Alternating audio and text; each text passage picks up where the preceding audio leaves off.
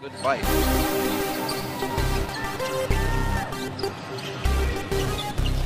Here's Vic Manuel. Oh, that's a good look.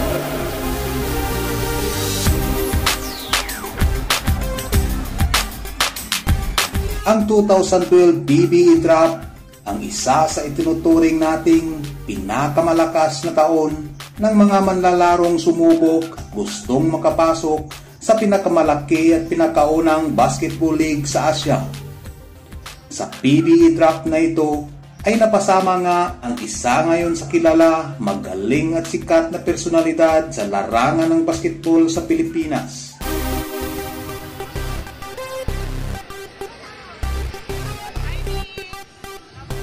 Si Vic Manuel o ang tinaguriang The Muscle Man ng PBA ay tumagal din ng 12 taon sa pambansang liga ng Pilipinas.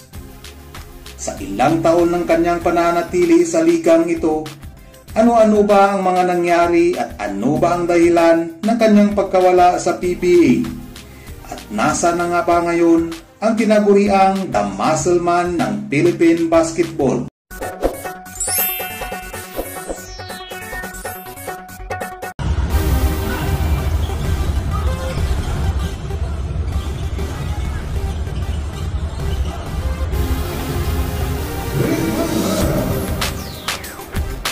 Vic Manuel o Victorino Aranas Manuel ay ipinanganak noong June 18, 1987. Siya ngayon ay nasa 37 years old. Medyo may edad na rin to mga boss. Siya ay tubong likab sa Nueva Ecija. Siya ay na-draft ng Global Port Batang Pier bilang 9th overall pick noong 2012 PBE Draft. Sa taong ito ay kasabayan niyang nakapasok sa PBA ang mga kilalang personalidad ngayon tulad ni Junmar Fajardo, Calvin Acuiba, Cliff Hatch, Chris Chu at marami pang iba. Si Vic Manuel ay may tangkad na 6'4" at napaka-epektibo nito sa power forward position. Isang season din siyang naglaro sa Global Port Batang Pier bago ito napunta sa Meralco Bolts at Air 21 Express.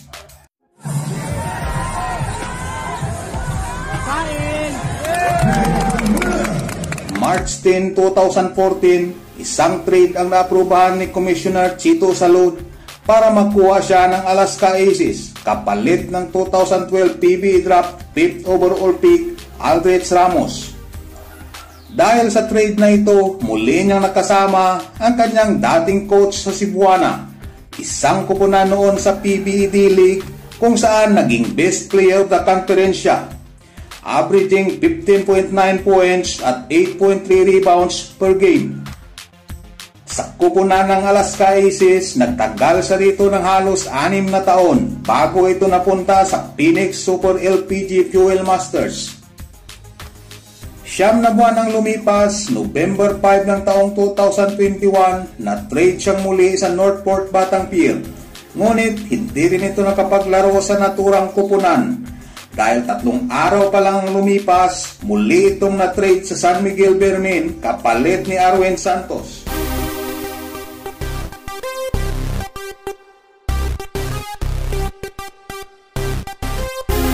September 4, 2022, nakuha ni Vic Manuel ang kanyang kauna-unahang championship title sa PBA sa tulong na rin ng kanyang mga teammates sa San Miguel Bermin nang pataubin nila ang top-seeded na TNT Trupang Giga sa 7 napakahirap na laban. 2 taon nang lumipas pagkatapos nitong makatikim ng kampyonato sa kupunan ng San Miguel Bermin, buwan ng Nobyembre ng taong 2024, na-trade siya kasama ni Terence Romeo sa Tira Firma Jeep kapalit ni Andreas Kahilig at Wami Chongson.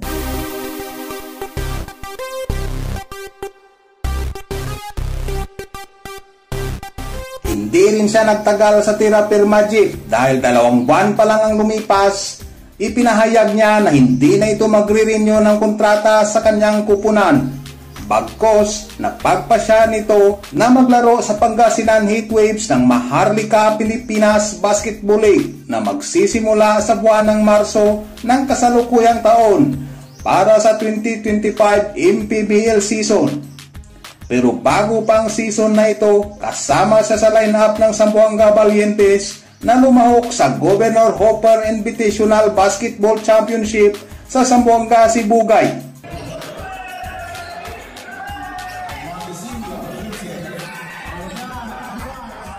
May bali-balita din mga boss na kaya niya tinanggihan ng offer ng tirapirma at tinanggap ang kontrata para sa Pangasinan Heatwaves ay dahil sa laki ng diferensya nito kung magre-renew siya ng kontrata sa isang PBA team.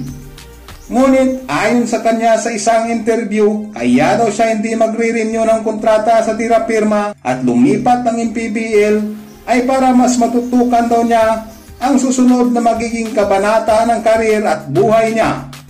At ang pinaka-importante ay ang coaching. Dahil sa mga hindi pa nakakaalam, itong si Damaselman ay isa na rin palang assistant coach ng PSP Gamers, isang kupunan sa WMPBL na sister league ng Maharlika Pilipinas Basketball League. May mga balita din na lahat ng mga miyembro, kaanib, coaching staff at players ng PBA na involved sa ibang liga ay ibaba ng PBA at agad na tatanggalin sa liga.